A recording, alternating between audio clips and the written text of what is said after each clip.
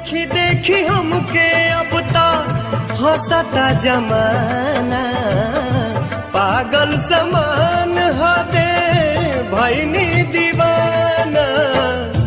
असरा धरावल बहुत बात नइखे, असरा धरावल बहुत बात नइखे, असरा पुरावल बहुत बात होला। सनहिया लगावल बहुत बात नइखे, नजरिया चुरावल बहुत बात हो।